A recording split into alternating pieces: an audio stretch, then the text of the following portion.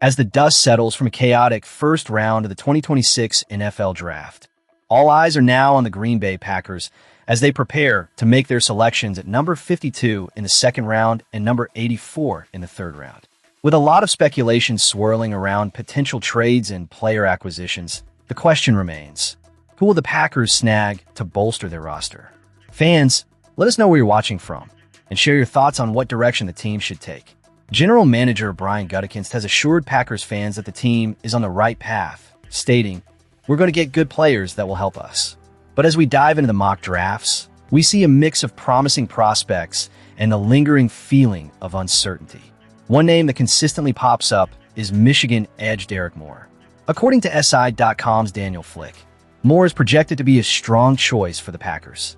Flick notes that the Packers are expected to tap into the edge market, and Moore is a rock-solid option. With 10 sacks and 2 forced fumbles in his senior year, Moore brings a physicality and consistency on the field that the Packers need, especially after parting ways with Kingsley Enagbare and trading Rashawn Gary. The depth chart currently features Lucas Van Ness and Barron Sorrell as starters, while Colin Oliver and Brennan Cox provide backup. This adds urgency to the need for a dynamic edge rusher like Moore, who could very well evolve into a 3-down player for Green Bay. In the third round, the focus shifts to Notre Dame guard Bill Schrauth, a local product who could become a significant asset for the Packers. Despite being limited to 7 games in 2025 due to injury, Schrauth earned second-team All-American honors. Flick describes him as strong, tough, reliable, with impressive balance against bull rushers.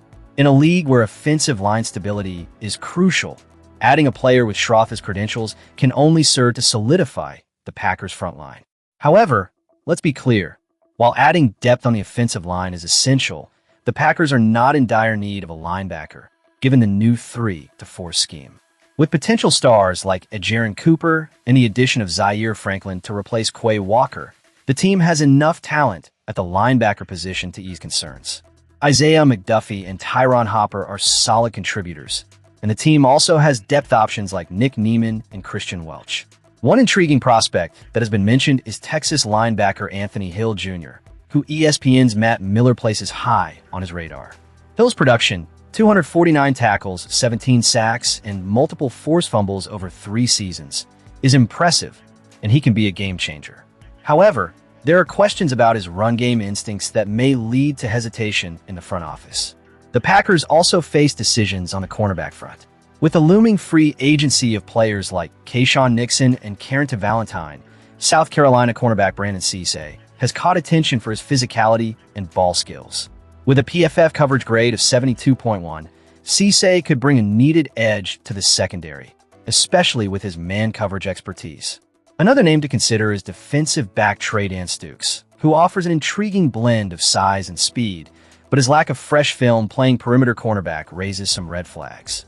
The Packers need a corner capable of stepping up and owning the outside. And while Stukes has the potential, the uncertainty surrounding his fit in the system could lead to a missed opportunity. As we analyze these options, it's worth noting that the Packers have also been linked to Iowa State defensive tackle Dominique Orange. Adding a stout interior defender could significantly enhance the team's defensive presence and allow for more strategic plays from star linebacker Micah Parsons. Looking ahead to their selections, the Packers must navigate the draft landscape wisely, especially with the rumors surrounding their past draft picks and trades. They've missed out on some notable talents like Illinois edge Gabe Jacas and Michigan edge Derrick Moore, who were claimed by rival teams. Every choice in the draft will be crucial as Green Bay aims to reclaim its dominance in the NFC. As we transition to the next segment, remember that each of these picks carries weight. The decisions made in the coming rounds will help shape the Packers' future, and fans are eager to see how the organization capitalizes on these opportunities. What direction do you think they should take? Let's dive deeper into the next news item. In the aftermath of a rather uneventful first round of the NFL Draft, all eyes are now on Green Bay Packers general manager Brian Gutekunst as he prepares for the pivotal second round. After trading away their first-round pick for Micah Parsons last year, the Packers found themselves in a unique position, one where they had to sit back and watch, and that's precisely what they did. As Gutekunst strolled into the media auditorium at Lambeau Field at 10:07 p.m., There was an air of anticipation, but ultimately, what followed was a press conference that felt like a comedy of errors, a bit reminiscent of George Costanza on Seinfeld, where the plot thickens but, in reality, leads to nowhere. Gutekunst himself acknowledged, "I can't say it was productive, but we got through it." It's a sentiment that resonates deeply with fans who expected more excitement on a night that turned out to be largely uneventful. The reality is stark. The Packers not only lacked a first-round pick, but failed to even make a move to acquire one. The cost of moving from the 52nd pick to the end of the first round was steep, potentially involving their second dash, third dash, and fourth-round picks. Gutekunst, well aware of the value of draft picks, much like Seinfeld's love for cereal, was not willing to part with them so easily. "We didn't really expect for that to happen," he explained, clearly indicating that while the option of trading up was on the table, the price tag simply didn't make sense for the franchise. So, as the first round dragged on for nearly 3 hours, it was a night of inaction. There was no flurry of trades, no last-minute decisions that could have swayed the Packers' standing, just Gutekunst and his team observing from the sidelines. "It was really not a lot different than a usual year," he noted, but for fans hoping for a splash or a shake-up, it felt more like a missed opportunity. Now, the focus shifts to Friday, where Gutekunst holds the 52nd overall pick and the 84th in the third round, a chance to finally make some noise. "We're confident we're going to get a really good player if we stick at 52, he asserted, exuding a sense of optimism that's critical for fans who want to see impactful additions to an already promising roster. There's a sense of urgency here, needs across the board that cannot be ignored. The Packers have to capitalize on this draft. Gutekunst is well aware of the chaos that can ensue at the top of the second round after a night of waiting. People have a whole night to sleep on things, and people get panicky, he said, hinting at the potential for trades.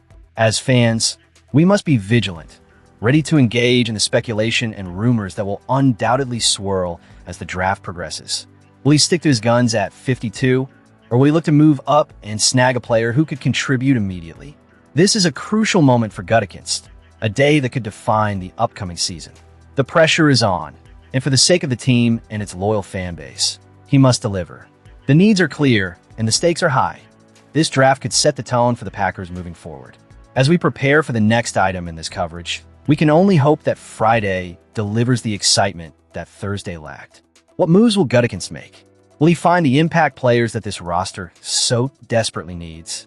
Stay tuned, because this draft is far from over, and for the Green Bay Packers, the real action is just getting started.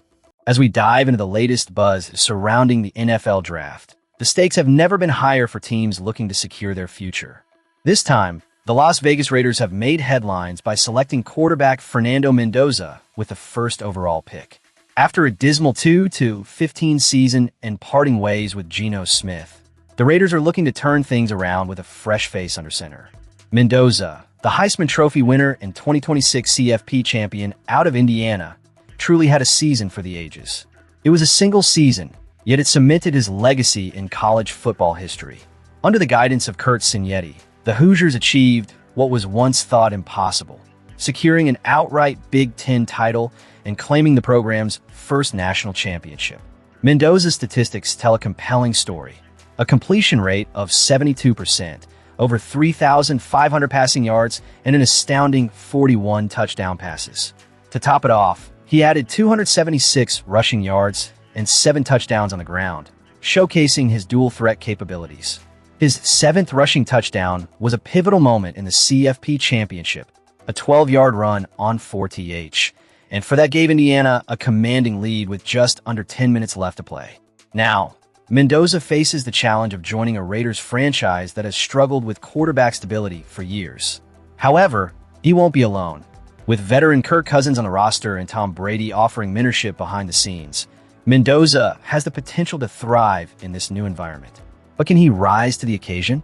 The pressure is immense, and the expectations are sky high, especially for a player stepping into the role of franchise savior. This brings us to an interesting trivia point about Mendoza.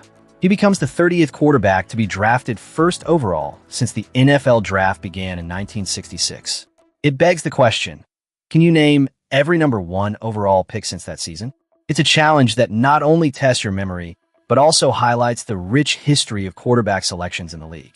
As we reflect on the Raiders' decision, It's clear that they're banking on Mendoza to be the cornerstone of their rebuilding effort. But let's not sugarcoat it. This is a high-risk move.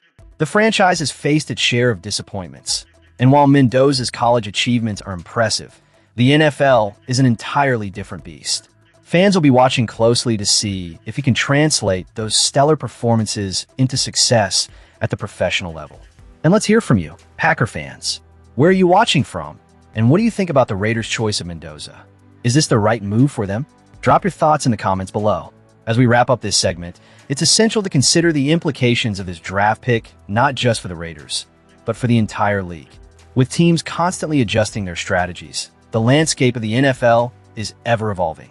For Green Bay, it's a reminder of the importance of having a solid foundation at the quarterback position, something that has served us well over the years. If you enjoyed this analysis and want to stay updated on all things Packers and the NFL, make sure to subscribe and leave your thoughts in the comments. Let's keep the conversation going as we look ahead to what's shaping up to be another exciting season.